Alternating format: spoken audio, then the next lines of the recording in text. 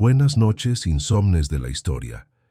Has llegado al rincón donde la oscuridad reconforta, el insomnio se convierte en ritual, y la historia, la verdadera, la cruda, la incómoda, te arrulla como un secreto al oído. ¿Desde dónde nos escuchas esta noche? Desde un rincón cálido de México, donde la noche se estira como un gato perezoso. Desde Argentina, arropado entre mantas y pensamientos que no se callan. O quizás desde España, donde el silencio tiene acento y las madrugadas no tienen prisa. Aquí no hay relojes ni coordenadas, solo voces que cruzan la niebla, y tú, al llegar, ya formas parte de este pacto. Esta noche nos deslizaremos por una historia tan antigua como el barro que sellaba los primeros mitos. Una historia donde los templos no solo eran casas de dioses, sino escenarios de rituales que muchos prefieren no recordar. Hablaremos de aquellas mujeres que en vez de incienso ofrecían sus cuerpos como sacrificio diario. Prostitutas sagradas, esclavas del deseo ajeno, sacerdotisas o víctimas.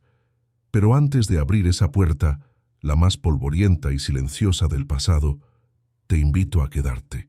No para hacer clic sin alma ni encender campanitas vacías, sino para pactar que si esta historia te acompaña en la noche, quizás también merezca volver mañana.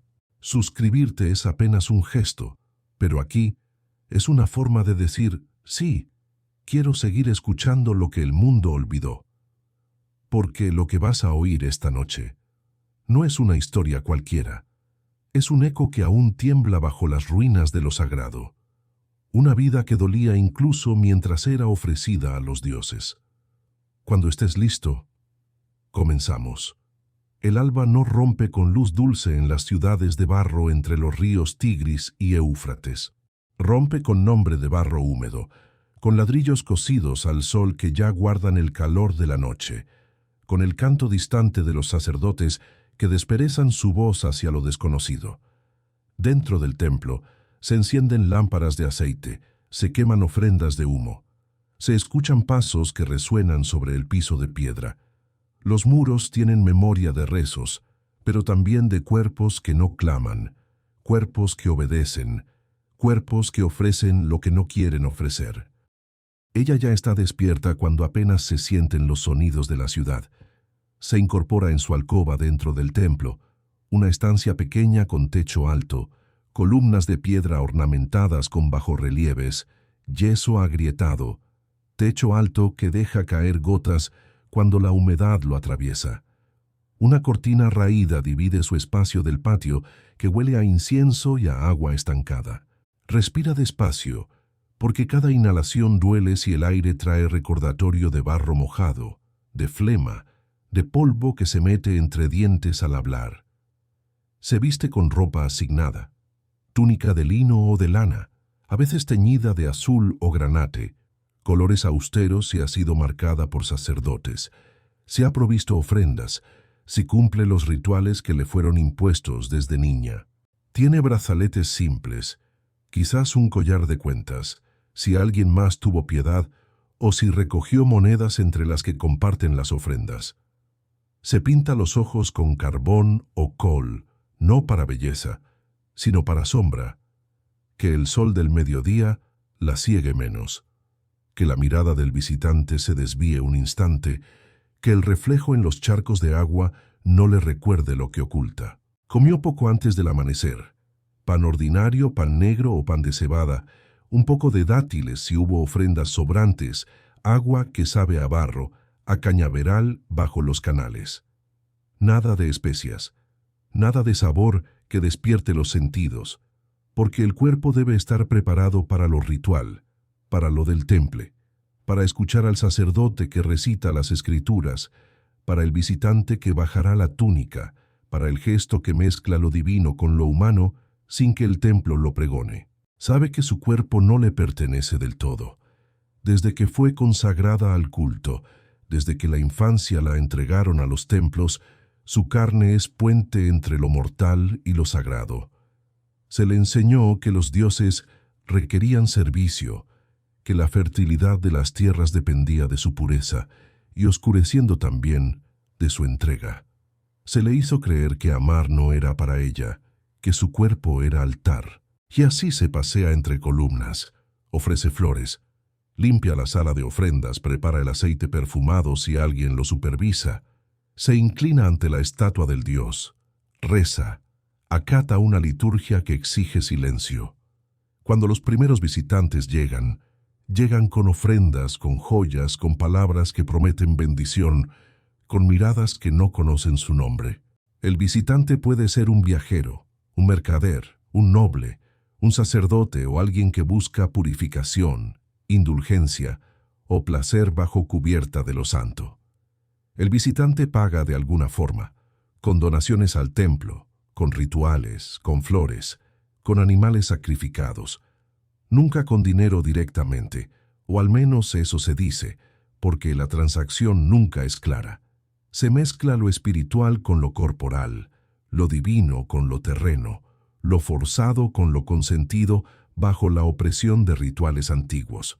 Ella lo atiende sin alegría, quizás con un gesto de cortesía, quizás con la voz firme que aprendió para no quebrarse.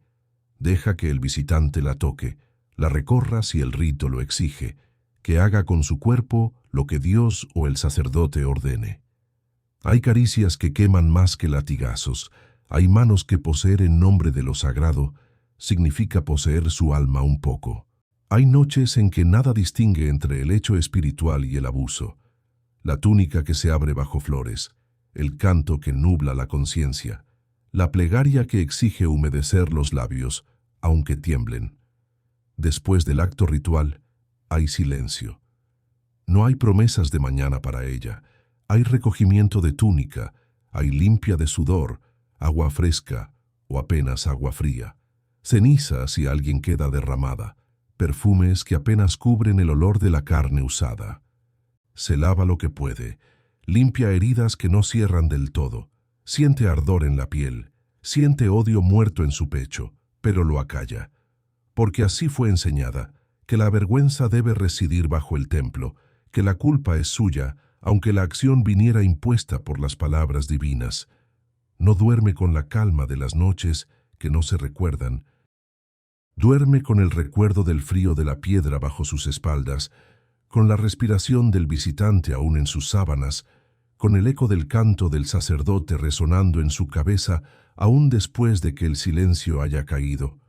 Muchas veces sueña con huir, con un nombre que no sea sacerdotisa, con labios que no deban callarse, con cuerpo que no sea altar, con amanecer que no venga con dolor. El templo tiene fines de fiesta, los rituales festivos, las estaciones de cosechas, los sacrificios públicos, las procesiones. En esas noches se la viste con telas más limpias, se adornan los muros con flores, se queman fragancias de mirra, de cedro, de resina. Ella participa, obliga su voz al canto ritual, a la danza sagrada si está permitido. Participa como instrumento, como testigo, como cuerpo decorativo. Y cuando se parte la alabarda del visitante o se esparce el perfume, por un momento se siente humana, no objeto. Pero al amanecer, las flores se marchitan, el perfume se desvanece, la chapa ritual cae y queda la sombra otra vez. El sol calienta la piedra, quema la túnica. Ella recolecta agua para lavarse, agarra la túnica mojada, tiembla del contraste entre la noche templaria y el día rústico. Siente hambre, siente que el cuerpo está cansado. El dolor acumulado de los días donde fue tocada lo santo y lo profano. Hay enfermedades que visita su cuerpo, ardor interno, secreción vergonzosa, heridas infligidas por exigencias del rito, infecciones, la saliva de animal sacrificado que goteó en su piel sin limpiar, la suciedad del temple que se hace calor en la madrugada. Y sin embargo, aunque parezca mentira, algunos templos ofrecían cierta protección. No podían ser golpeadas sin repercusiones, al menos rituales. Algunos sacerdotes tenían la costumbre de alimentar a las consagradas con ofrendas cuando éstas no podían trabajar. Algunos templos tenían habitaciones relativamente limpias, agua corriente para lavar ofrendas, baños de piedra. espacios sagrados que tenían algo de confort comparado al resto de la calle. Esas comodidades se sentían como privilegios amargos, alivio instantáneo que recordaba lo que no se era cada día. Pero esos favores eran escasos, imprevisibles, dependían del favor del Dios, del humor del sacerdote mayor, de la abundancia de cosechas para pagar las ofrendas, del patrocinio de la ciudad, del poder político que estuviera vigente. Si el templo se empobrecía, si llegaba hambruna, si venía guerra, esos favores se quitaban. Las mujeres consagradas vivían al borde de la caridad, al borde del olvido. Las columnas del templo están frías incluso al mediodía. El mármol o la piedra arenisca retiene humedad y eco. Se escuchan campanas lejanas, cánticos suaves, rezos en idiomas olvidados que baten contra muros. En Mesopotamia, los templos no eran solo moradas de dioses. Eran centros de poder, de riqueza, de política, de agricultura, de comercio, de control social. En este entramado, el ritual del cuerpo femenino en el templo ocupaba un lugar ambiguo, oscuro, en el que la prostitución sagrada, lo que algunas fuentes llaman así, participaba de lo económico, lo religioso, lo simbólico, lo coercitivo. Desde niña, ella fue instruida. Quien trabaja para los dioses debe ofrecer más que rezos. Se le dijo que ciertos templos requerían de mujeres consagradas para servir al culto de la fertilidad, de la diosa Inanna o Ishtar, cuya presencia se vinculaba al crecimiento del trigo, a la abundancia del agua, al favor divino en las cosechas, al ciclo de las estaciones. La institución decía que estas mujeres, en ciertos rituales, debían participar del servicio sagrado que implicaba contacto con visitantes del templo. No siempre está claro si era un rito simbólico, actos de belleza, danza, canto, adoración, o un acto físico concreto, pues los textos cuneiformes antiguos usan términos que no siempre traducen con precisión lo que queremos imaginar como sexo ritual. Hay evidencia de que existían mujeres llamadas harimtu o harimtu, que trabajaban como prostitutas bajo diversos grados de aceptación social. Algunas estaban vinculadas al templo, otras fuera del templo, pero la conexión era patente en los himnos, las poesías y algunos contratos. Algunos literatos decían que los templos recibían ingresos no solo de ofrendas de comida o animales, sino de donaciones hechas por quienes participaban en estos servicios, que el culto de la diosa usaba la belleza femenina como elemento de atracción de fieles, de peregrinos, de hombres ricos que buscaban bendición, fertilidad, protección. Pero la institución es una jaula, reglas estrictas, jerarquías, sometimiento. No todas las mujeres que estaban en los templos eran iguales, ni tenían el mismo estatus. Algunas eran esclavas cedidas por familias, compradas, vendidas. Otras habían sido ofrecidas en voto familiar. Otras eran libres, pero vivían bajo la protección de sacerdotes o del templo, con obligaciones diarias de adoración, de cuidado de las ofrendas, limpieza de salas rituales, preparación de perfumes, aceites, danzas, música. Su cuerpo era propiedad espiritual, pero también objeto de reconocimiento público, de deseo, de avaricia, de abuso.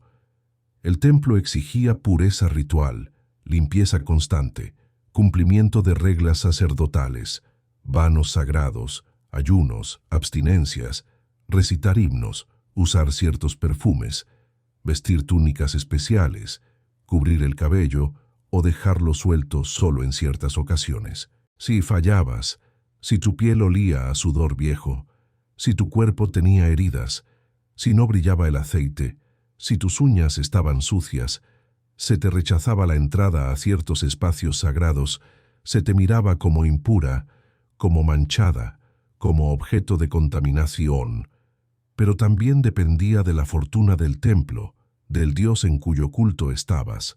Algunos templos estaban mejor financiados, otros apenas tenían lo necesario. La disparidad de recursos marcaba tu vida diaria. El rito puede implicar hostias, ofrendas de flores, sacrificios, canto, danza, canto de himnos, música de liras. En esos momentos Hay fiesta dentro del templo, perfume, flores frescas, cantos, miradas de devoción, de veneración. Pero también hay carga. Tu cuerpo está allí expuesto. Aquel olor a incienso mezclado con el olor de la carne sudada, del perfume barato, del miedo. Te arrodillas muchas veces al suelo frío, recoges agua sagrada para lavar ofrendas. Tus manos se llenan de pétalos, de aceite, de miel, de sangre del sacrificio. Te dicen que ese contacto purifica, que limpia el pecado colectivo, que te hace puente entre lo humano y lo divino. Pero la recompensa tangible para ti suele ser escasa. Quizá comida ritual, quizá alojamiento en dependencias del templo, un poco de protección ante agresores, quizás reconocimiento parcial, quizás ningún nombre propio fuera del templo. Las ganancias del templo dependían de tu cuerpo más de lo que te enseñaron. Peregrinos ricos que pasaban por la ciudad donaban oro, plata, tejidos, esperando que una mujer consagrada los acompañara en rituales íntimos o ceremonias, que cantase para ellos en fiestas, que ofreciera su cercanía, su atención, su cuerpo ritual. Esa cercanía tiene precio, sexual, físico, emocional. El templo actuaba como intermediario, regulaba esos servicios, cobraba, administraba lo que llegaba, repartía lo que consideraba justo, a veces una pequeña parte, y aprovechaba el resto como ingreso para mantenimiento, embellecimiento del templo, salarios de sacerdotes, festivales.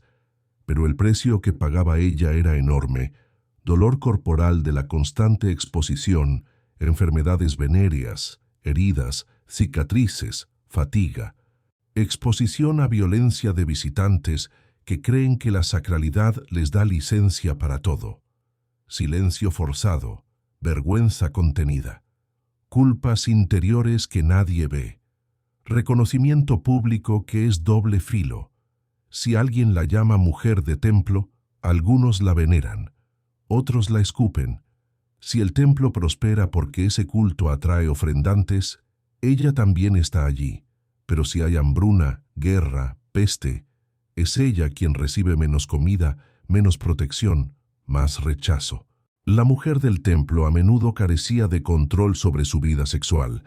No elegía a los visitantes, no decidía tarifas, si tarifas había, no escogía ritmos de descanso, no definía lo que sucede con su cuerpo fuera del ritual. Su cuerpo está marcado por lo que se espera del ritual.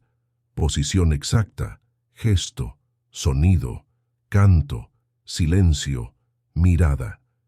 Y después del acto ritual, hay recogimiento, lavado, vestimenta ritual, oración, silencio. Se le exige fidelidad al rol, obediencia al sacerdote, discreción ante la comunidad.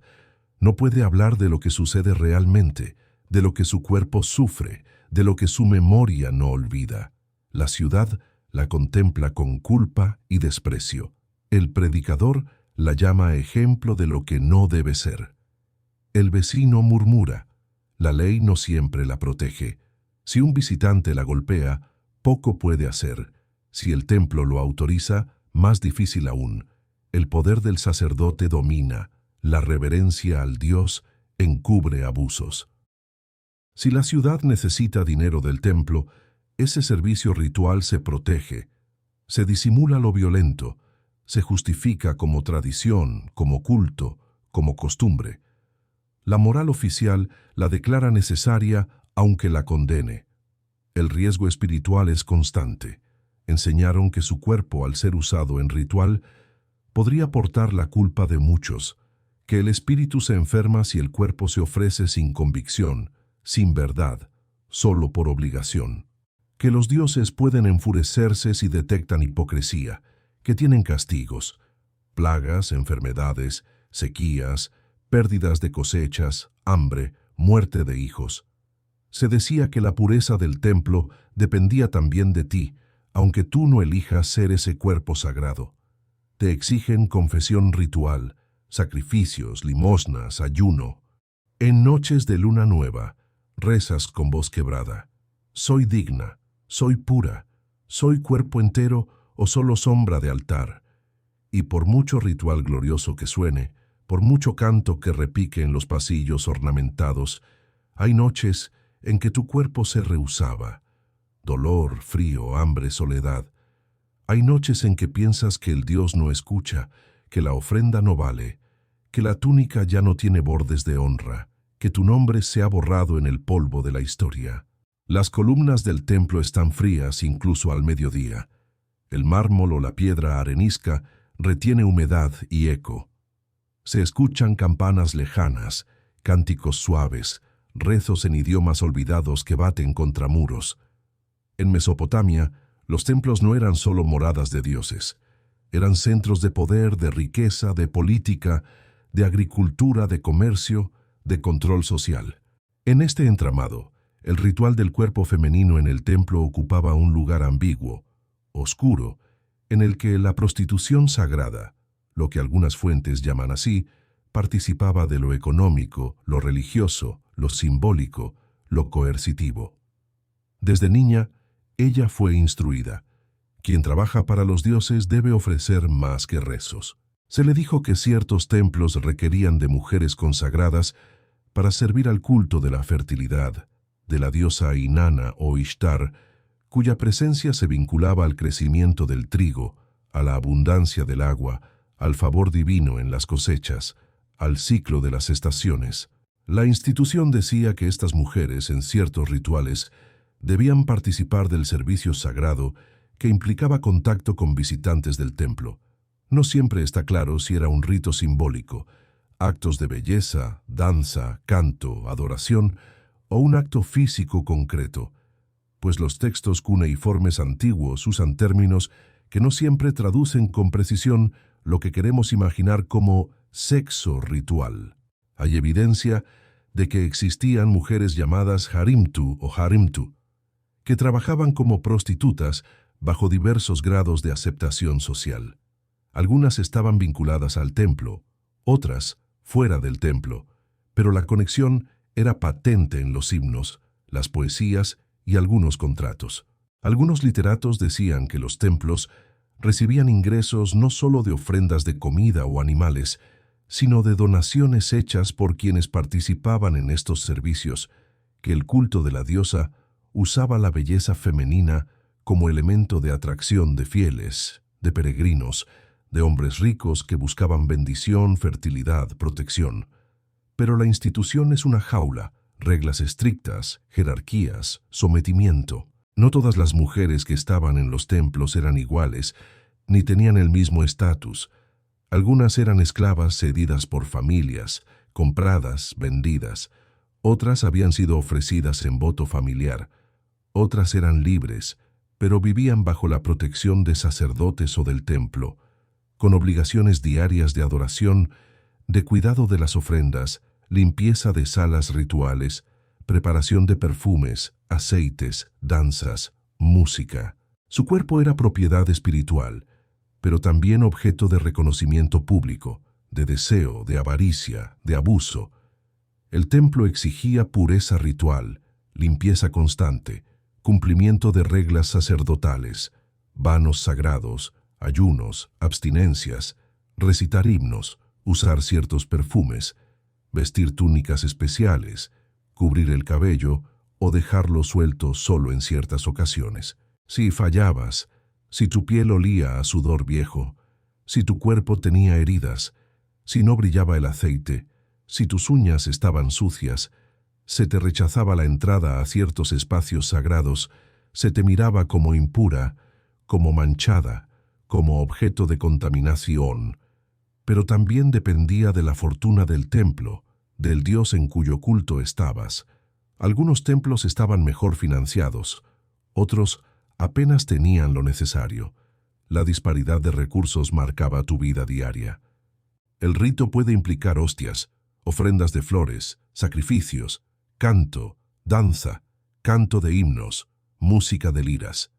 En esos momentos hay fiesta dentro del templo, perfume, flores frescas, cantos, miradas de devoción, de veneración. Pero también hay carga. Tu cuerpo está allí, expuesto. Aquel olor a incienso mezclado con el olor de la carne sudada, del perfume barato, del miedo. Te arrodillas muchas veces al suelo frío, recoges agua sagrada para lavar ofrendas, tus manos se llenan de pétalos, de aceite, de miel, de sangre del sacrificio. Te dicen que ese contacto purifica, que limpia el pecado colectivo, que te hace puente entre lo humano y lo divino. Pero la recompensa tangible para ti suele ser escasa. Quizá comida ritual, quizá alojamiento en dependencias del templo, un poco de protección ante agresores, quizás reconocimiento parcial, quizás ningún nombre propio fuera del templo. Las ganancias del templo dependían de tu cuerpo más de lo que te enseñaron. Peregrinos ricos que pasaban por la ciudad donaban oro, plata, tejidos, esperando que una mujer consagrada los acompañara en rituales íntimos o ceremonias, que cantase para ellos en fiestas, que ofreciera su cercanía, su atención, su cuerpo ritual. Esa cercanía tiene precio, sexual, físico, emocional.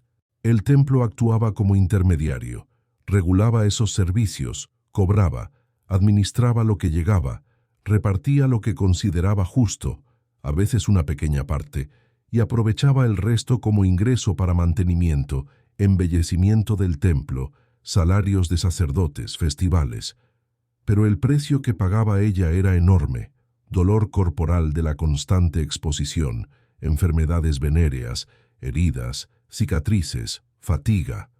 Exposición a violencia de visitantes que creen que la sacralidad les da licencia para todo. Silencio forzado, vergüenza contenida, culpas interiores que nadie ve. Reconocimiento público que es doble filo.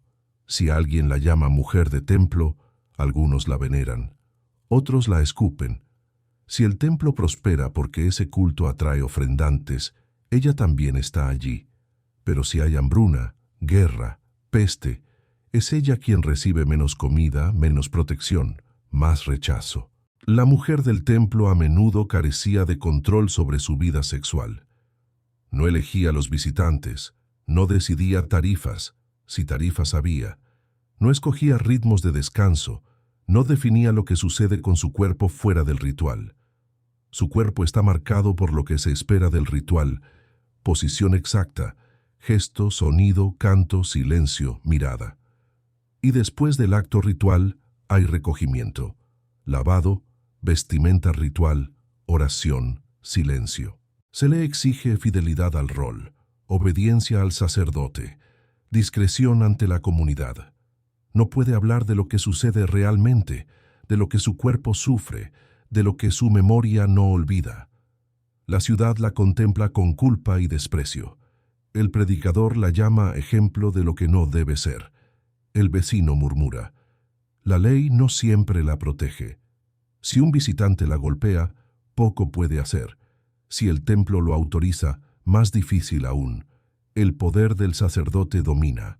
La reverencia al Dios encubre abusos. Si la ciudad necesita dinero del templo, ese servicio ritual se protege.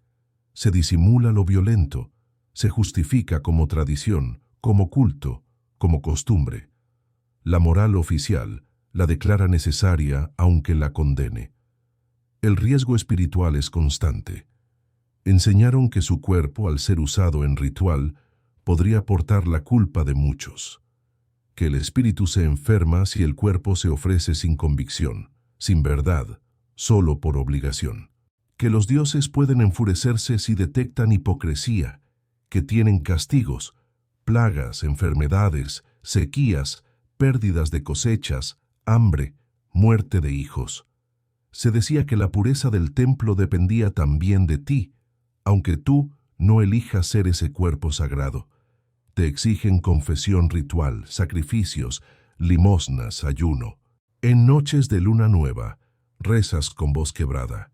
Soy digna, soy pura, soy cuerpo entero o solo sombra de altar. Y por mucho ritual glorioso que suene, por mucho canto que repique en los pasillos ornamentados, hay noches en que tu cuerpo se rehusaba. Dolor, frío, hambre, soledad. Hay noches en que piensas que el Dios no escucha, que la ofrenda no vale, que la túnica ya no tiene bordes de honra, que tu nombre sea borrado en el polvo de la historia. Cuando los primeros rayos del sol se filtran por los dinteles del templo, iluminan motas de polvo que flotan en el aire espeso, el sudor en la frente de las sacerdotisas, los pasos silenciosos que van y vienen bajo columnas gigantes. Ella se despierta sintiendo un nudo en el estómago, no por hambre, que también, sino por el peso de lo que vendrá, la expectativa, la mirada del visitante, la ceremonia, el cuerpo propio que debe arrendarse al ritual. El miedo se instala antes de la voz, antes del canto, antes de la túnica. El miedo más profundo es ser olvidada, ser uno de tantos cuerpos ofrecidos al Dios, ser uno de tantos que rezan, que cantan, que dan lo que se pide, sin que nadie se pregunte su nombre, sin que alguien la vea. En la oscuridad, ella escucha el eco de su propia respiración y cuenta los latidos.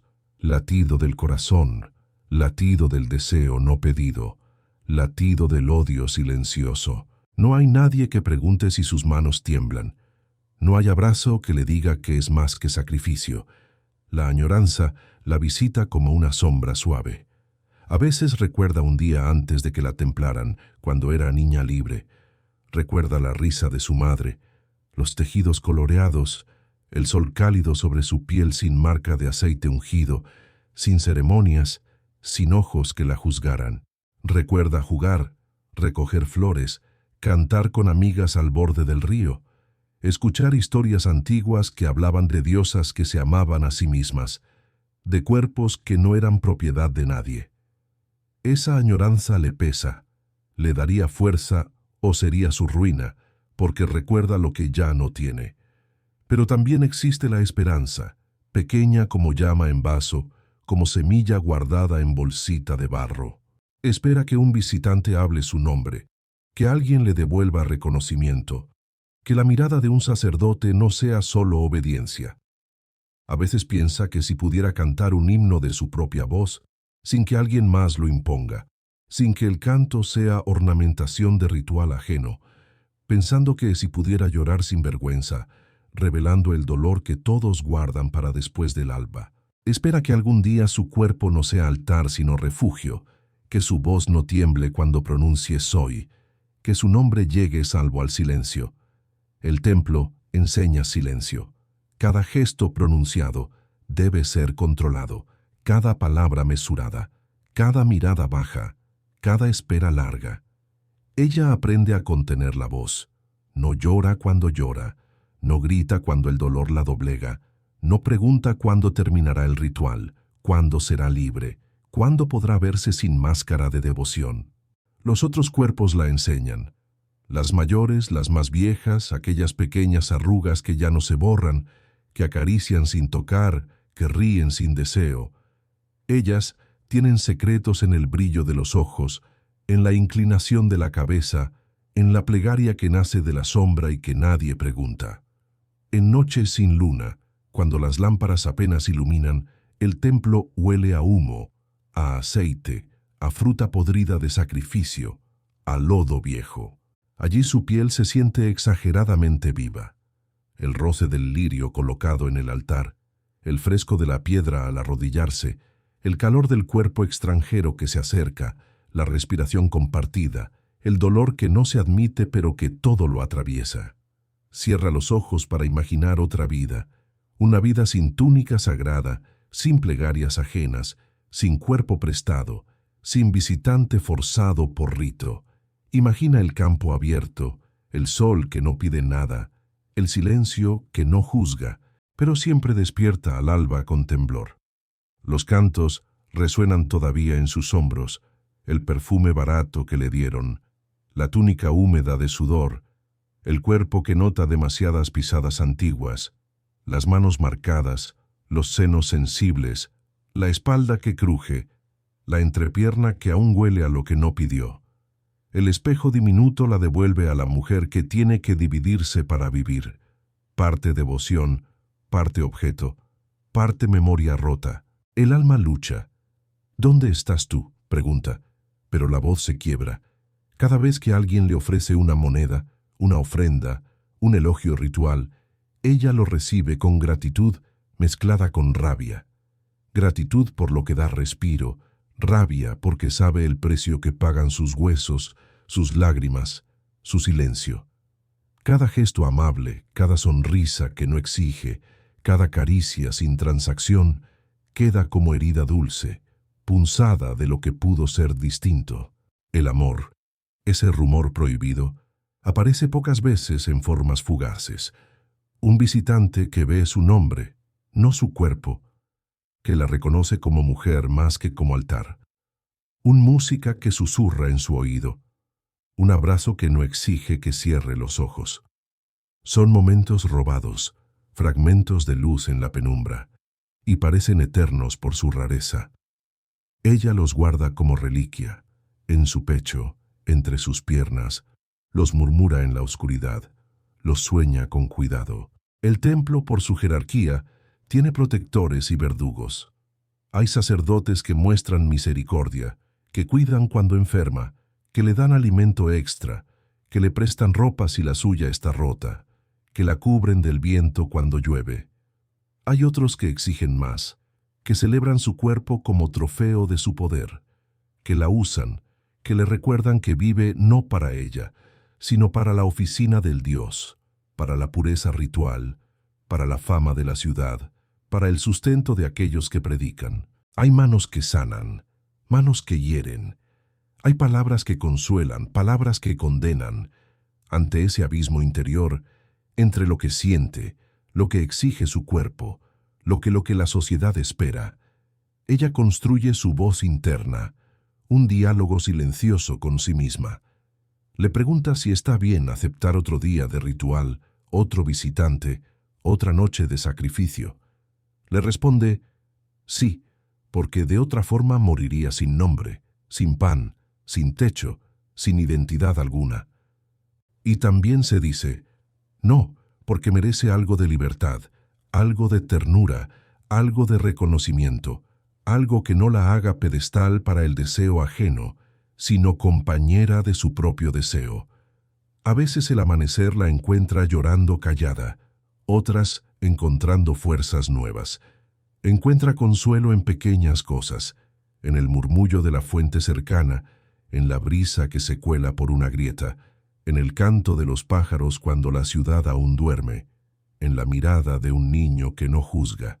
Encuentra consuelo en reconocer que su historia importa, aunque nadie la registre, que su dolor es válido, que su resistencia es genuina, que su nombre tal vez no esté escrito en piedra, pero sí en la memoria del viento.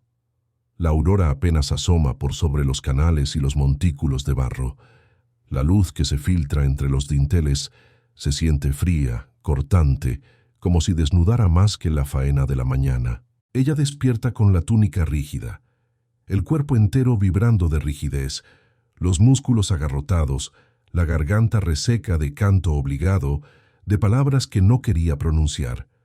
En el silencio del templo, escucha su respiración, escucha al sacerdote que golpea la puerta, al agua que gotea, al viento que entra por rendijas. Espera que alguien le diga que todo esto tiene sentido. Espera un gesto que la redima del precio que cree que paga con cada alba.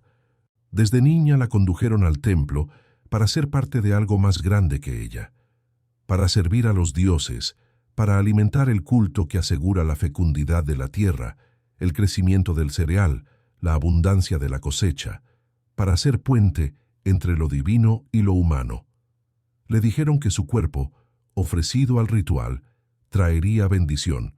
Le enseñaron himnos de esperanza. Le enseñaron que la pureza del templo dependía de la pureza del cuerpo consagrado. Pero esas promesas que al principio eran canto, con los años se volvieron peso, se volvieron juramento vacío, se volvieron traición de lo sagrado hacia lo cotidiano.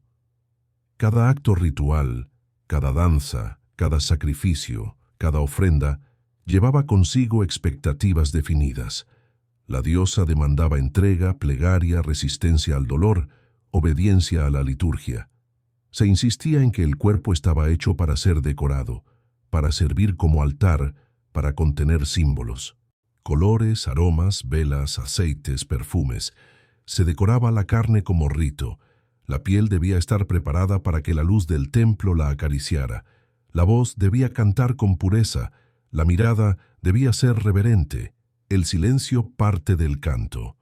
Pero lo que no le dijeron era cuánta corrosión de espíritu implicaba aquello, cuánta soledad escondida en el gesto que se desvanece, cuánto olvido de uno mismo entre incienso y piedra. Porque el símbolo tiene doble filo. Te hace objeto de devoción, te hace puente de clamor, pero también te convierte en espejo para la culpa del otro. El visitante que entra espera ver lo que le enseñaron ver: pureza, gracia, consuelo divino. Espera liberar su propia vergüenza al tocar lo sagrado. Espera, quizás sin saberlo, que el cuerpo de ella calle sus propios lamentos. Y si la túnica está manchada de sudor o de sangre o de barro, si su voz flaquea, si su canto se rompe, el símbolo se quiebra, y ella con él. Ella esperaba cierto honor ritual si cumplía bien, reconocimiento a través de himnos que el sacerdote recitaba, tal vez ofrendas especiales, quizá un lugar privilegiado en las ceremonias cuando la luna estaba llena, cuando las cosechas marchaban, cuando la ciudad prosperaba. Esperaba que los sacrificios de los fieles incluyeran algo suyo: pan extra, aceite limpio, túnicas nuevas, respeto. Esperaba que los ojos del visitante al menos la vieran como persona, no solo como recipiente de lo divino. Esperaba que no la juzgaran fuera del recinto ritual, que no la expulsaran de la mirada pública apenas la ceremonia terminara. Pero esas expectativas casi siempre se desvanecían al alba. El reconocimiento ritual era pasajero y condicionado. Si la ciudad pasaba hambre, si la peste invadía, si las autoridades cambiaban, si la política movía sacerdotes, las comodidades del templo se quitaban. A veces, el templo dejaba de alimentar, de vestir, de limpiar. A veces, los actos que la comunidad esperaba no llegaban. Las festividades eran acalladas, los sacrificios se hacían con lo poco que existía. Las túnicas nuevas nunca llegaban, los perfumes escaseaban. El símbolo entonces se volvía burla, altar sin ofrenda, sacrificio sin cuidado, promesa sin cumplimiento. El cuerpo ritualizado es un cuerpo que soporta imposiciones que nadie ve, ayunos que causan mareos, danzas que desgarran pieles, velas olorosas que irritan la garganta, música ruidosa que sacude los oídos, perfumes densos que queman los senos, aceite caliente que se frota en la piel lastimada. Guarda dolor en los pies descalzos sobre piedra caliente. Siente grietas entre dedos, callos en las plantas, raspaduras en las rodillas, espalda cansada. Cada mañana del templo crea nuevas marcas invisibles que el espejo no refleja, porque no tiene espejo, solo su sombra que tiembla bajo el dintel. El visitante te exige silencio, reverencia, entrega. Algunas mujeres se acostumbran a fingir respiración tranquila, aunque el dolor apriete entre costillas. Se acostumbran a cantar aunque la voz duela. Acogen la mano extraña como si fuera ofrenda sagrada. Sonríen aunque el corazón esté en ceniza. Se oculta bajo el símbolo, bajo la luz dorada del templo, bajo la palmera que ofrece sombra breve. Hay rituales largos, en fiestas de cosecha, en festivales lunares, en bautizos de sacerdotes nuevos, en celebraciones del agua, del trigo, del sol. Durante esos días se decora el templo con flores, se cuelgan guirnaldas de palma, se portan coronas de hojas, se queman inciensos de mirra, vino y dátil, cánticos que se repiten, ofrendas de fruta fresca y pan nuevo. Ella participa, se viste mejor, sus manos limpias, su canción afinada, y por un instante siente que aquello vale, siente que el símbolo la envuelve, que el altar la acaricia, siente que los dioses la reconocen y la ciudad la halaga silenciosamente. Pero el símbolo nunca cura del todo, porque al caer la festividad queda la resaca física y espiritual, los músculos doloridos, la garganta reseca, los pies hinchados. Queda el alboroto de la multitud llevando su canción a los cielos, dejando su cuerpo detrás. Queda el vacío que se lleva el perfume, que seca la flor. Queda el rumor en la ciudad de lo que vio, de lo que sintió, de lo que pensó que era algo sagrado aunque doliera tanto. Se acuesta con el cuerpo aún vibrando, con esperanza rota, con preguntas antiguas que saben que no serán respondidas. Ella sueña con escape, pero sabe que la prisión también es ritual, rito impuesto, obligación dividida, silencio uniformado. Sabe que huir significaría perder lo poco que tiene, la comida del templo, el techo seguro, el reconocimiento ritual, aunque tenue. Huir significaría enfrentarse a la soledad del exilio, al juicio de quienes creen que su servicio sagrado la reclamará siempre aunque esté lejos. La luz del amanecer la encuentra otra vez en su lugar designado, camino de la cámara ritual, paso lento, túnica irritada, corazón apretado, y desea, sin atreverse a pedirlo, otro día en que el símbolo signifique algo diferente para ella. No solo sacrificio, sino dignidad, no solo altar, sino voz, no solo sacrificada, sino viviente. La luz del alba nace lenta, como deshaciendo los bordes del sueño, como borrando los contornos difusos de la noche.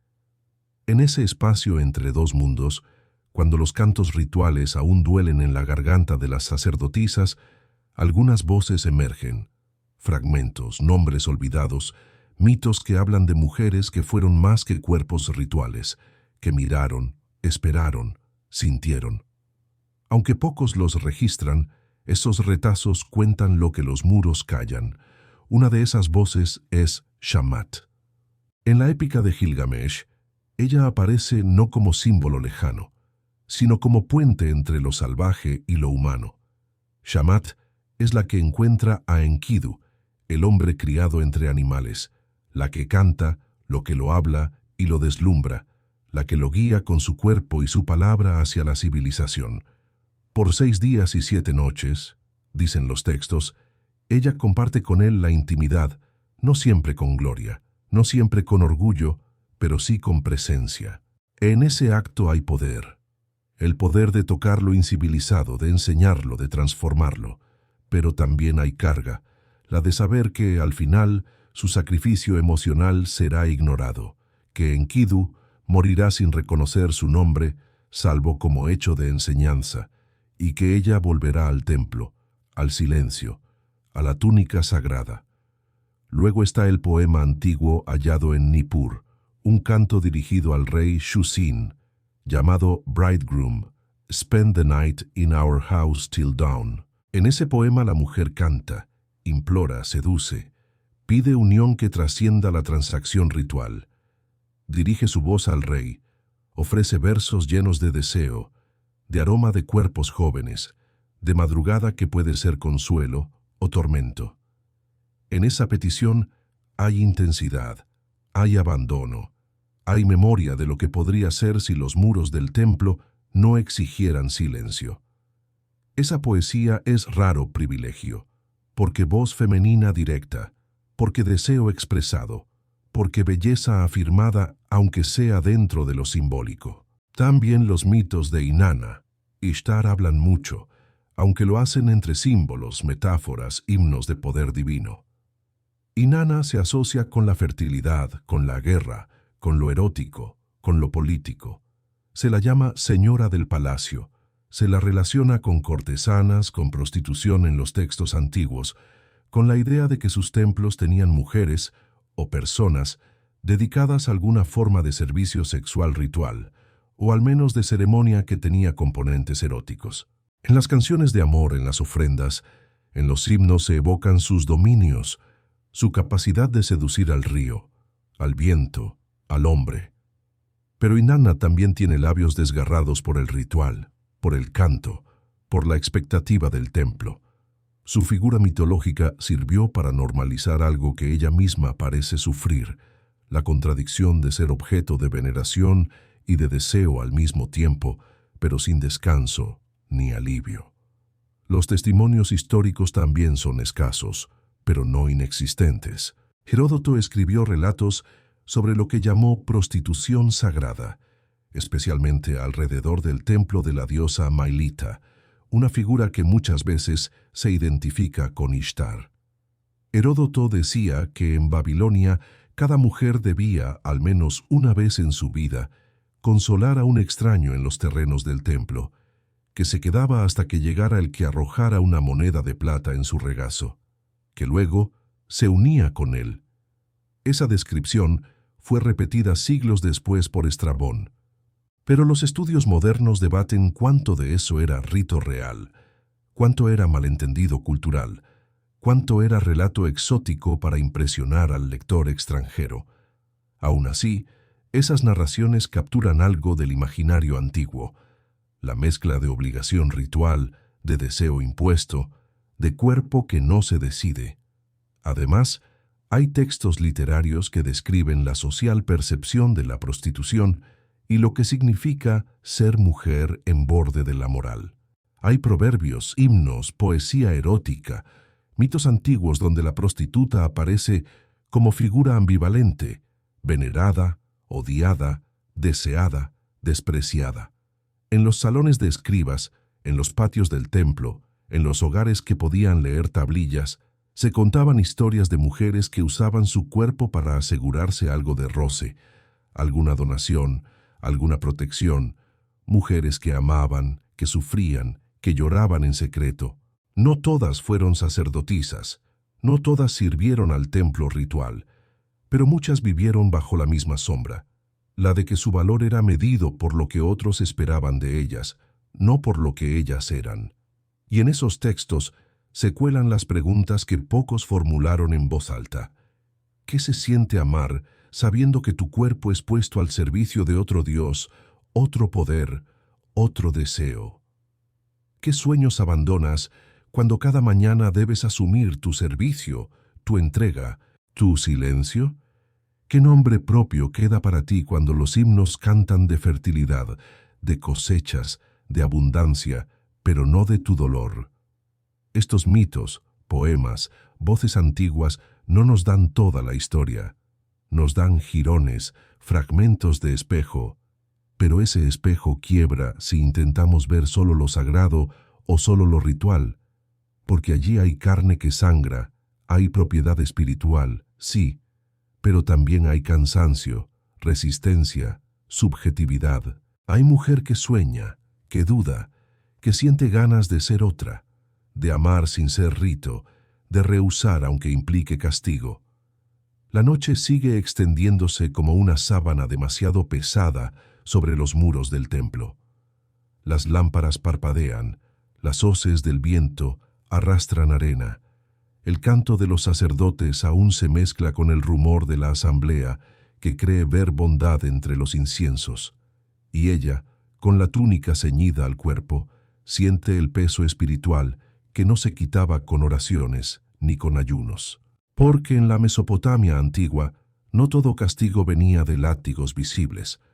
Muchos venían de creencias, de rituales invisibles, de juramentos que se rompían al alba, de expectativas que ardían más que cualquier fuego. Desde temprano en su consagración le enseñaron que su voz debía callarse ante el altar, que el cuerpo debía someterse a la mirada del sacerdote, al dictado del rito. La vigilancia ritual era constante. Se esperaba pureza en el habla, pureza en la piel, pureza en los sueños. Cualquier olor extraño era signo de impureza. Sudor acumulado, heridas no curadas, relaciones no confesadas. Se imponían baños rituales, ungimientos con aceites aromáticos que costaban caro, vestimenta que disimulaba imperfecciones.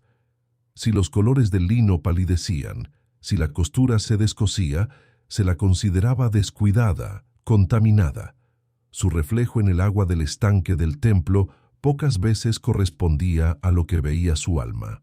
Las prácticas de purificación exigían privaciones, días de ayuno, abstinencia de ciertos alimentos, renuncia a contactos humanos que fueran más allá del deber ritual, reposo cuando dolía. Pero reposo muchas veces venía con desertores de deberes espirituales, acusaciones de negligencia o de impureza, de haber roto leyes míticas que no se le enseñaron claramente sino por rumores. El sacerdote mayor la observaba con mirada medida. Cada gesto, cada respiro podía interpretarse como señal de que la pureza ritual flaqueaba. Su sudor, su tristeza, sus sueños de escape, su dolor de huesos, todo era vigilado no solo por ojos humanos, sino por lo que se creyera que los dioses veían. Los rituales también traían castigos simbólicos. En festivales importantes, cuando el templo celebraba su época de mayor gloria, se le exigían ceremonias extendidas, cantar hasta el cansancio, danzar bajo fuego, portar antorchas, sostener ofrendas pesadas, limpiar las salas del sacrificio hasta que el olor antiguo no quedara. En esas ceremonias la fatiga era parte del rito. Quien vacilaba era señalado con silencio, con miradas, con murmullos. Nadie preguntaba si los pies dolían, si la garganta ardía, si la piel estaba herida. Se consideraba vergonzoso que el cuerpo debilitado mostrara flaqueza ante lo divino. Los sacerdotes predicaban que el sacrificio, incluyendo el que una mujer del templo ofrecía de sí misma, era camino hacia el favor divino, hacia la protección de la ciudad, hacia prosperidad de los ríos, hacia cosechas abundantes. Pero también decían que los dioses podían apartarse si el servicio del cuerpo no se realizaba con devoción plena, o si persistía la impureza oculta, enfermedades, pensamientos, deseos no confesados. Esa posibilidad acechaba como sombra. Enfermedad espiritual, castigo invisible, sequía en los campos, esterilidad de quienes bebían agua del canal contaminado. Y esa amenaza espiritual tenía consecuencias concretas. Ella vivía con miedo de que algo que hiciera mal, algo que omitiera, algo que el ritual no cubriera, una oración olvidada, un baño mal hecho, una herida no lavada, pudiera provocar desgracia sobre la ciudad, sobre la cosecha, sobre su familia. Llevaba esa culpa silenciosa diariamente. Si el templo decreta sequía, si la peste llega, posiblemente será ella uno de los primeros a quienes culpen, aunque escondan su nombre detrás del simbolismo. Esa culpa la carcome. No solo su cuerpo, sino su alma, late con la idea de que es puente entre lo humano y lo divino, pero también receptáculo del temor colectivo. La vigilancia comunitaria era otro castigo. No solo el sacerdote la observaba, los vecinos, las mujeres del entorno, los comerciantes, los peregrinos que visitaban el templo. En la plaza se murmuraba, en los mercados se comentaba.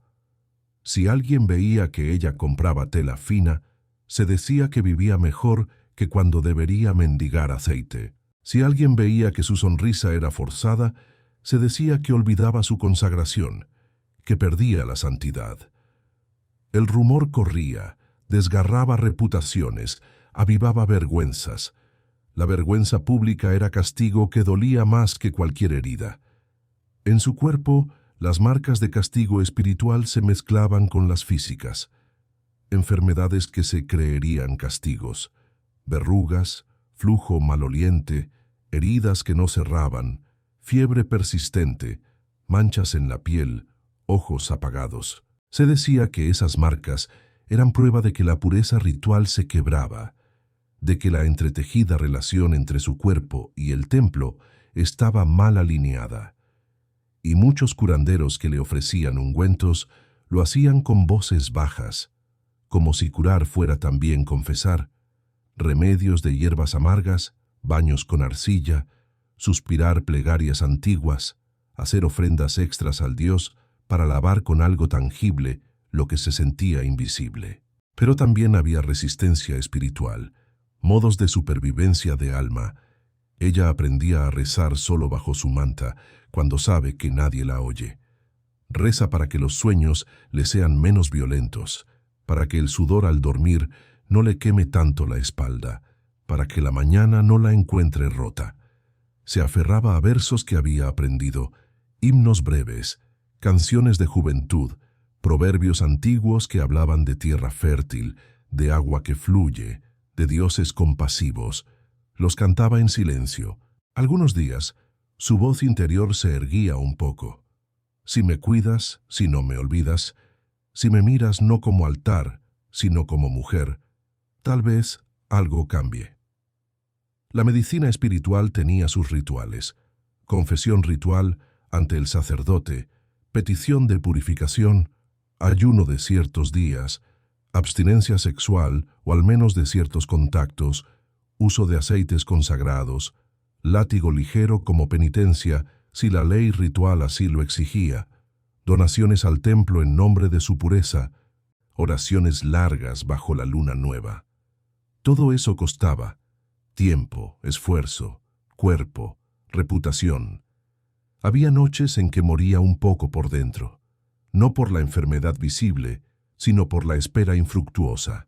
Esperar que alguien vea tu sacrificio, que alguien note tu valor más allá del ritual, que alguien te diga eres digna sin miedo ni condena. Esa espera la desgasta. Cada paso de mañana, cada alba que reclama otro sacrificio, cada gesto que haces como si fuera sombra de devoción, la hace preguntarse si sirve, si es suficiente, si la pureza que se le exige no es petición de lo inhumano. Pero también, en ese paisaje espiritual y ritual tan pesado, ella encuentra momentos de luz, una mirada compasiva de otro consagrado, una canción al amanecer con tono amigo, la brisa fría del río que golpea su ventana cuando la noche está clara, el agua helada que limpia parte del sudor, la luna reflejada en el estanque del templo, la hierba que crece entre las piedras. Esos fragmentos le recuerdan que su alma no está vacía, que su corazón palpita, y sin embargo, al final del día, recoge su túnica, lame sus heridas, lava lo que puede, observa las estrellas si la ventana lo permite, cuenta las respiraciones hasta que el sueño llegue, aunque ligero, aunque con temblor. Porque vivir es eso también, resistir el castigo invisible, mantener la fe del cuerpo, aunque el templo la invoque, aunque la ciudad la nombre sacrificio, aunque su nombre quizá nunca esté escrito en piedra, en tablilla, en crónica. Resiste para no desvanecerse. La tierra se asienta después de la lluvia. El barro agrietado de los antiguos templos guarda aún humedad de lo sucedido, resabios de pasos quejosos, de suspiros que nadie escuchó, de canto que se quebró, de deseos rotos bajo el altar. Aunque los muros de los templos mesopotámicos han sido demolidos, enterrados, quemados, saqueados, las huellas de esas vidas persisten en fragmentos. Tablillas cuneiformes, himnos, mitos, palabras que llegan a nosotros como ecos remotos y testimonios apagados. Mucho de lo que se dijo de la prostitución sagrada en los templos de Inanna Ishtar ha sido cuestionado. Algunos eruditos modernos sostienen que lo de prostitución de templo es exageración de escritores antiguos, malinterpretaciones o incluso construcciones posteriores. Que muchas de las referencias no describen un comercio sexual organizado, sino prostitución secular u ofrendas simbólicas. Que no todos los términos cuneiformes que fueron traducidos como harimtu o kadishtu implican necesariamente servicio sexual, sino pertenencia ritual, separación, consagración. Pero incluso esas dudas no borran lo que quedó, los nombres que sobreviven. Shamat, la que seduce a Enkidu, la que lleva la civilización al hombre salvaje, no solo mito, sino presencia literaria. Ese nombre resuena porque ella ejerce una voz, un poder ambiguo, llama y cuchillo. Las tablillas administrativas también dan testimonio. En Sumer y Babilonia se registran mujeres descritas con términos que relacionan servicio, con raciones, con propiedades, con obligaciones específicas del templo, y se las incluye en listas de trabajadores de templo junto a otras funciones. No siempre como sacerdotisas de pleno derecho, pero sí como figuras que existían, trabajaban, vivían bajo la sombra del templo. Ese legado tiene un costo invisible que todavía duele. La historia olvidó muchas voces. No sabemos los nombres de la mayoría, No quedaron crónicas que relaten sus pensamientos interiores, sus esperanzas ni sus lágrimas. Quedaron himnos, fragmentos, mitos, poesía indirecta, símbolos. El que una mujer de molino, una nodriza, una hija, una de esas mujeres consagradas, pudiera alzarse con voz propia, era casi imposible. La historiografía antigua fue escrita por hombres, por sacerdotes, por viajeros que las miraron como curiosidad o exotismo, no como personas con alma que sufrían. Y sin embargo, la resonancia resiste. En los himnos a Ishtar aparece la tensión del deseo divino, de la sacralidad sexual, de la fertilidad que no se produce sin sacrificio. En los mitos de la agonía del dios muerto, de la desesperación de quienes lo aman, se siente el eco de mujeres que ofrecían más que su cuerpo, ofrecían presencia. En los rituales que sobrevivieron y en las interpretaciones modernas, a pesar de los juicios morales, de las dudas académicas, hay quienes leen esas historias no como leyenda moralizante, sino como revelaciones de género, de poder, de cuerpo humano expuesto. El legado también vive en la forma como hoy pensamos la prostitución, el sexo ritual, la sacralidad y la carne. En discusiones que se alzan sobre consentimiento, explotación, derecho, dignidad. En la manera en que aceptamos que cuerpos que fueron llamados sagrados merecen reparaciones de memoria, no solo juicios.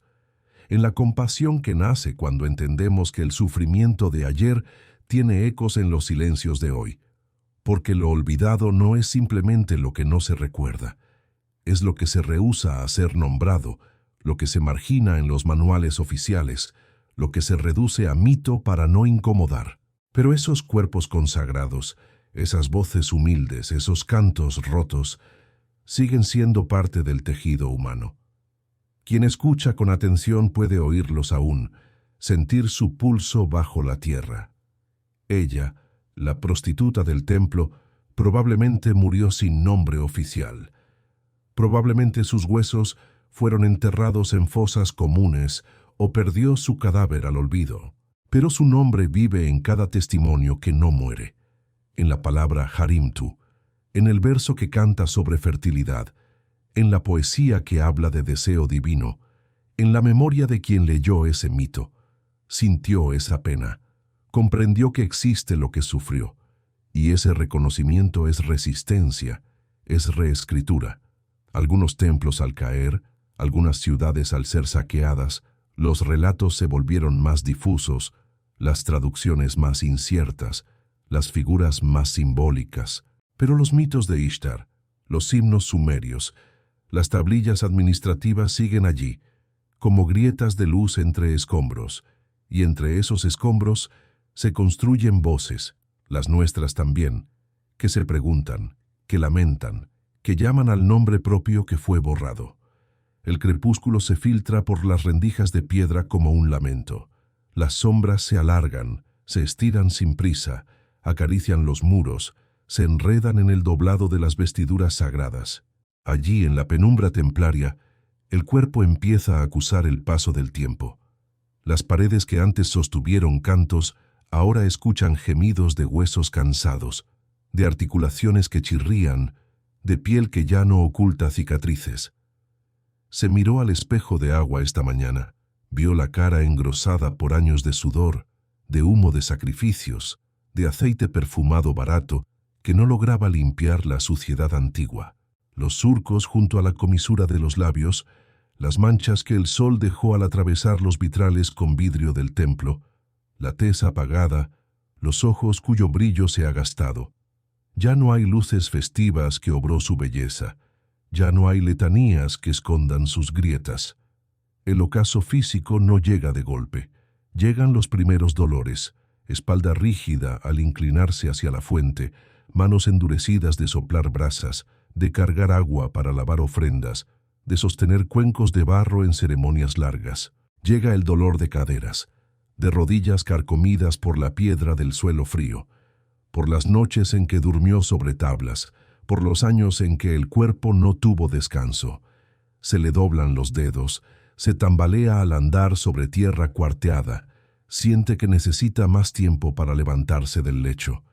Las heridas antiguas reaparecen, cortes que se infectaron, depósitos que no sanaron, costras que quedaron escondidas bajo velo, bajo el auge del templo. Hay una vieja úlcera en la entrepierna, causada por roce indirecto, por túnica empapada de sudor o agua de ritual que no seca bien, por la humedad nocturna. Esa úlcera duele más cuando llueve, o cuando el viento helado entra por las rendijas de la ventana del templo, porque la piel expuesta al frío se vuelve punzante y cada paso tira del dolor. La salud menstrual ya no viene con regularidad. Años de parto, de abortos secretos, de trabajo ininterrumpido han roto los ritmos. 1, 2 ciclos perdidos, fluido manchado, dolor espeso que la obliga a detenerse, a reclinarse, a pedir silencio. Se lava como puede, usa remedios de hierbas antiguas, raíces machacadas, agua de manantial si alguien la ayuda, ungüentos de aceite y barro, emplastos de arcilla. El alivio es breve. La menstruación se convierte en otra marca de lo que su cuerpo fue usado, de lo que su cuerpo ya no responde, del límite del sacrificio. El parto ya no es promesa, es riesgo venidero. Algunos ya no pueden embarazarse, o lo que embarazan teme no sobrevivir. Las mujeres que fueron madres sufren por la crianza. La niña crece, pero la madre envejece. El peso de cargar en brazos, de traer agua, de limpiar, de cargar ollas, de danzar en festivales, acumulado, deja marcas indelebles. Columna vertebral arqueada, cintura encorvada, vientre tembloroso en equilibrio, respiraciones jadeantes al subir escalinatas, al subir al altar, al inclinarse ante el fuego del sacrificio. Los dientes se caen, se vuelven quebradizos por dieta pobre, por exposición al humo, por falta de higiene dental, polvo, ceniza, migajas entre los dientes que no se limpian bien. La lengua sabe a ceniza, a sudor fermentado, a pan viejo, a vinos rituales. Respirar profundo duele si los pulmones están cargados de hollín de antorchas, de humo de sacrificios, de polvo de piedra pisada. Tos nocturna, flema que gotea, garganta rasgada por canto repetido sin descanso. Ahí, en el silencio de la noche, escucha su propia respiración temblante, un tambor que ya no pide ritmo, pide alivio. La vejez llega temprano cuando el cuerpo ha sido ofrecido demasiado, cuando no hubo cuidados, cuando los días de abundancia fueron pocos, cuando la enfermedad venérea carcomió por dentro, cuando la peste visitó la ciudad, cuando la alimentación fue escasa, cuando la tristeza le robó apetito. Las manos ya no trabajan con firmeza, los dedos tiemblan, la piel se arruga, la sangre circula con lentitud, el sueño se vuelve esquivo, el dolor se extiende en latigazos silenciosos en la piel, en los huesos, en las articulaciones, y mientras el cuerpo envejece, el templo ya no la ve igual, ya no sirve del mismo modo. En procesiones la excluyen primero, en ceremonias sagradas la relegan, ya no exige su canto, ya no espera su danza, la claman más para limpieza, para cuidados menores, para labores oscuras. Su cuerpo se vuelve invisible. Antes era altar viviente, portadora de deseo divino, ahora es sombra, presencia casi imperceptible. Otros cuerpos jóvenes ocupan su lugar. Otros asistentes la superan en lo que el ritual exige: firmeza, belleza, resistencia. El templo limita lo que espera de ella, la margina, la desplaza silenciosamente. El ocaso espiritual acompaña al físico. El canto ya no nace de fe, sino de costumbre. La plegaria ya no siente la piel erizada, sino la garganta seca. Ya no espera que los dioses la miren con favor. Espera simplemente no ser escupida, no ser olvidada, no ser desterrada.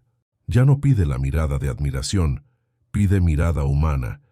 Quiere que alguien la toque sin que sea rito, que alguien le diga gracias, que alguien reconozca su historia aunque tiemble, aunque su canto sea irregular, aunque su voz no llegue firme. El espejo del agua le devuelve arrugas, manchas, cicatrices, manos que tiemblan, ojos cansados.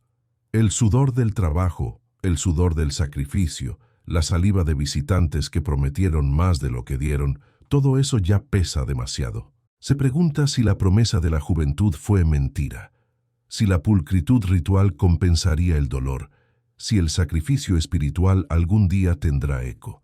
Se pregunta si vale seguir ofreciendo lo que ya no tiene, si ofrecer respeto, si ofrecer sacrificio, si ofrecer propia presencia, cuando ya no hay agradecimiento visible. Pero también recuerda esa flor que le regalaron una vez durante festival, esa mirada que no juzgó, esa canción que escuchó en voz baja. Recuerda que su cuerpo aún puede recordar belleza, que su nombre tan callado aún laten sombras de existencia. Recuerda que la tierra de los templos guardó su huella, que el barro bajo sus pies sabe quién ella fue, que la piedra bajo la reverencia aún vibra al paso de su cuerpo aunque no la vean. Y así tolera el ocaso. Se adapta al peso del dolor, del tiempo. Lava sus manos con agua fría, repara lo poco que puede, reza en silencio, cuida sus huesos rotos, sus venas flacas, el brillo que aún puede sacar al aceite, la fragancia que aún puede colocar al alba. Camina más despacio, se inclina menos, pero sigue caminando. Cuando las estrellas se apagan detrás del velo gris del alba, cuando los tambores del templo ya no laten, cuando el incienso se consume hasta la última brizna de humo, ella lo siente. Algo se rompe dentro. No es un acto ritual nuevo, no es una ceremonia anunciada, sino un desgaste que lleva tiempo apilándose en sus huesos, en sus articulaciones, en la piel que ya no responde como antaño. Este momento final es un rito sin testigos, una despedida física que apenas murmura, «Ya no puedo más». Se levanta con dificultad, con el cuerpo rígido por sueños entrecortados, con la espalda que cruje al doblarse, con los pies hinchados del trabajo nocturno, con la piel más fina como papel viejo. La túnica le duele el roce donde hay heridas antiguas. Los huesos duelen más que el alma, porque las noches fueron largas, las plegarias agotadas, los cantos repetidos hasta el silencio. Siente que su reflejo en el agua del pozo está consumido, sus ojos apagados, sus ojos que fueron fuego ahora ceniza. El templo la acoge de nuevo para un acto final, limpieza ritual, ungimiento con aceites consagrados, si hay suficientes, perfume que jamás llegará a borrar los aromas viejos, canto suave de sacerdotes que apenas saben cómo consolar lo que ya está cuello abajo del cuerpo. La dejan reposar en un lecho de piedra, cubierta por telas limpias, quizás un velo que otros le pusieron esperando que el Dios la mire con misericordia. Y se murmura la plegaria final, que su alma encuentre descanso, que la diosa la reciba sin juicio, que su cuerpo, que fue instrumento, también sea liberado del sacrificio. No todos los templos tenían este lujo, no todos tenían aceite bueno, telas limpias, sacerdotes piadosos. En muchos casos la despedida fue simple, sin ritual grande, sin canto, sin perfume, sin cuerpo adornado. En muchos casos, la enfermedad la venció en la soledad del cuarto pequeño, sin más compañía que la sombra de la piedra, sin más música que el viento que entra por la grieta, sin más consuelo que la certeza de que ya no estará para otro día de sacrificio físico. Las enfermedades fueron traicioneras, infecciones que no sanaban, fiebre que la agotaba, flujo que olía a abandono, heridas que supuraban. A veces la muerte vino despacio, con delirios, besos fantasmas, susurros de arrepentimiento, de lo que pudo ser si no hubiera sido cuerpo de templo, si no hubiera sido voz prestada, si su nombre hubiera sido pronunciado con amor. Otras vino rápido, peste, epidemia, hambre o guerra que arrasó la ciudad, privaciones que el templo no pudo remediar, desgaste corporal que se dio ante un rescoldo. Cuando la vida se escapa, su mente vuelve a la infancia, al huerto donde recogía flores, al canto de las amigas, al sol sin aroma de sacrificios, al abrazo de madre, al nombre que nadie le gritaba salvo ella misma. Y esos recuerdos son espinas y rosas, punzantes y dulces. Los aprieta contra el pecho en el lecho, como si quisiera salvarlos, como si quisiera que alguien los recuerde cuando ella ya no esté. El templo, a su alrededor, sigue su rutina después. Otros cuerpos la reemplazan, cantos continúan, ofrendas siguen llegando, peregrinos siguen soñando con favores divinos. La piedra del altar retiene su nombre apenas en murmullos, incluso suciedad. El polvo la cubre pronto. El incienso olvida su olor. Las lámparas se apagan en la parte del templo donde ella cantaba, donde su voz resonaba, y la memoria comienza a mezclarse con el mito. Pero lo que permanece no es solo su final, permanece la cicatriz que no se ve, el testimonio escondido en tablillas antiguas, en himnos, en mitos. Permanece el nombre de Shamat, esa prostituta sacerdotisa en Gilgamesh, que civiliza y al mismo tiempo es condenada al olvido. Permanece el rumor de los textos que cuestionan la existencia real de ciertos rituales, pero que no pueden borrar el dolor humano que las fuentes antiguas sugieren. Permanece la idea de que hay sacrificios invisibles que los templos aceptaban, que la institución religiosa usaba cuerpos no solo para solemnidad, sino para lucro y poder. Permanece el legado de que la dignidad humana no está atada solo al reconocimiento visible, que alguien puede haber vivido en silencio, pero su vida puede importar si otro la escucha mucho después, que las mujeres que fueron consagradas, esclavizadas o vinculadas por voto ritual o necesidad, sobrevivieron de muchas formas, guardando su voz interior, amarrando memorias, reclamando nombre propio en sueños, resistiendo la indignidad, exigiendo algo de ternura, incluso con miedo, incluso calladas. Ella muere, pero su cuerpo ritual se disuelve en polvo, en barro, en tierra del templo. Su cuerpo mortal se convierte en memoria. Sus canciones rotas se convierten en canto colectivo que no siempre se escucha, pero vibra en los ecos del pasado. Su nombre quizá no esté escrito en piedra en la sala principal del templo, pero está en el aire, en la palabra que alguien pronuncia, en el susurro que otro recuerda, en la duda que sacude al estudioso moderno que se pregunta, ¿qué fue verdad? ¿Qué fue mito? Cuando el sol ya no quema los ladrillos, cuando los turistas caminan sobre ruinas polvorientas, sin imaginar las historias que albergan, cuando el templo es ya piedra arqueológica, se planta una pregunta en los susurros del viento. ¿Qué enseñan esas vidas sacrificadas hace milenios? ¿Qué queda de su testimonio humano en nuestras ciudades modernas, en nuestras miradas prejuiciosas, en nuestras concepciones de prostitución, de cuerpo, de deseo, de poder? Primero, enseña que la dignidad no depende de quien posee el cuerpo, sino de quien lo reconoce. Las prostitutas del templo vivían con la certeza de que su cuerpo les fue ordenado, demandado, poseído por rituales ajenos, pero también con la necesidad, silenciosa, urgente, de que alguien las viera como seres humanos. Esa necesidad no caduca.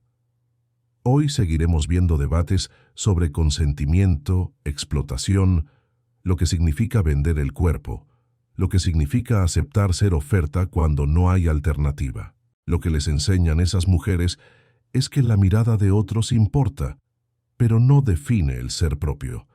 También enseña que los símbolos pueden ser arma de control. Los rituales que prometían grandeza a cambio de sacrificio corporal, espiritual, emocional, guardan en su interior la maquinaria de poder. Sacerdotes, autoridades religiosas, quienes regulan historias, quienes dicen qué es puro y qué impuro. Hoy seguimos viviendo símbolos de moralidad que excluyen, que sostienen leyes morales que estigmatizan, que silencian. El legado de esas mujeres es advertencia, que el uso de lo sagrado puede servir tanto para iluminar como para lastimar.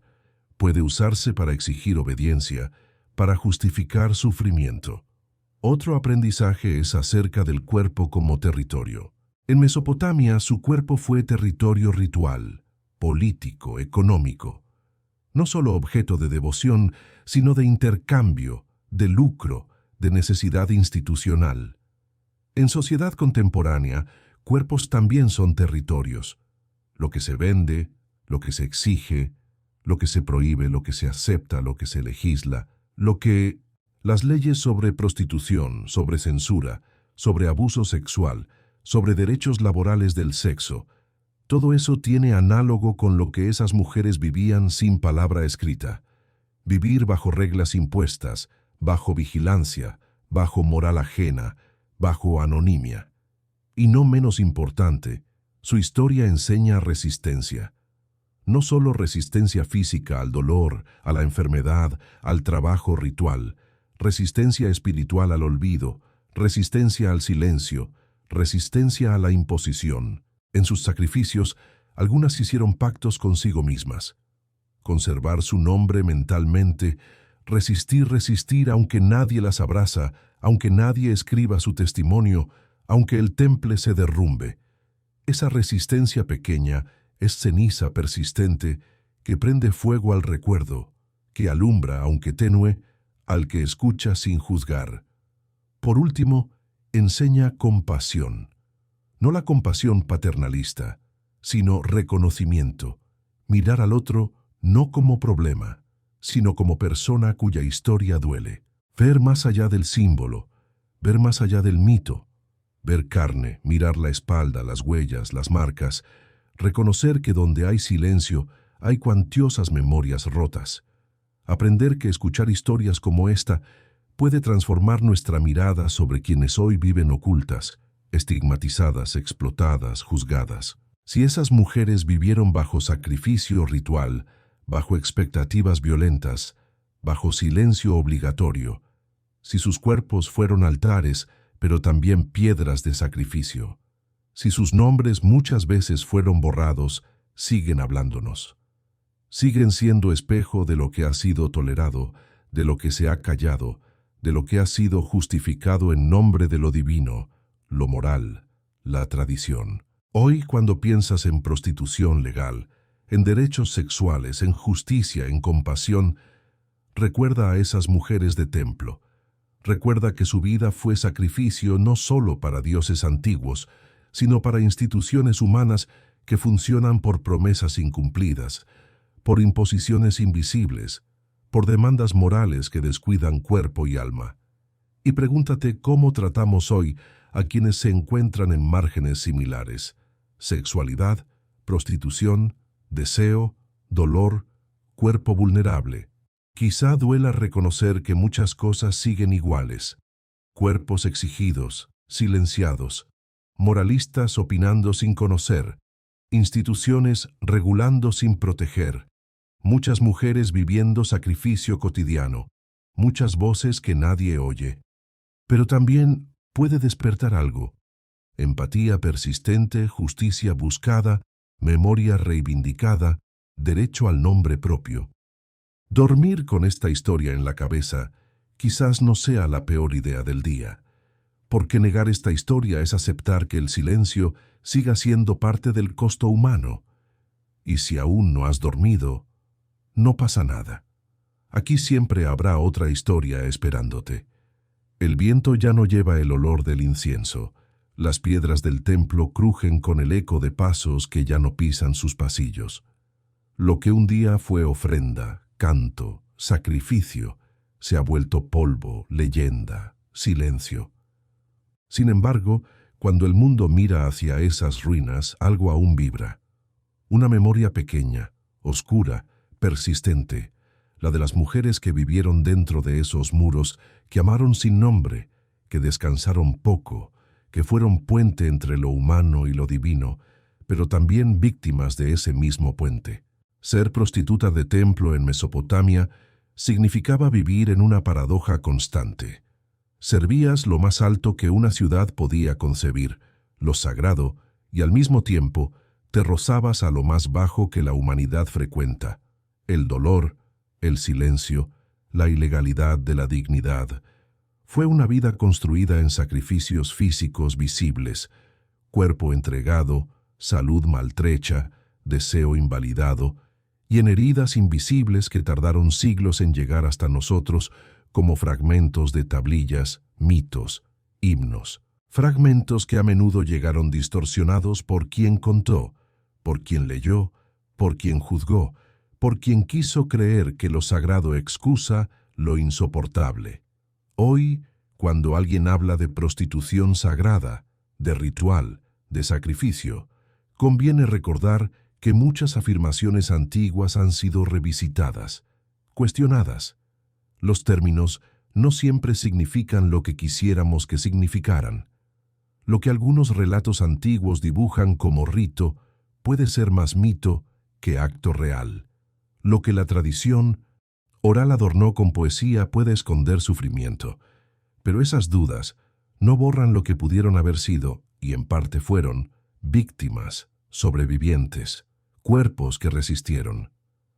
El legado que queda tiene cosas que aún nos alcanzan hoy. Nos interpela sobre cuánta historia humana se construye en el margen, en lo que no se publicó, en lo que permaneció callado. Nos recuerda que el cuerpo no es solo carne, es dignidad, es nombre, es memoria. Que quienes fueron explotadas, sacrificadas, silenciadas, también tuvieron pensamientos, sueños, capacidad de sufrir y de amar. Y que el silencio impuesto también pesa. Que el olvido es otra forma de violencia. Quizás esta historia te deje con preguntas. Preguntas como, ¿qué cuesta pedir dignidad desde los márgenes?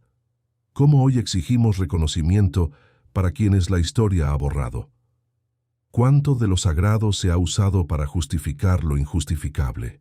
Y, sin querer respuestas fáciles, quizá encuentres algo de consuelo o de rabia buena en esa conciencia, de que tu voz hoy puede escuchar lo que otros callaron, que al recordar les das un poco de nombre, que al ser consciente ya dejas de contribuir al olvido.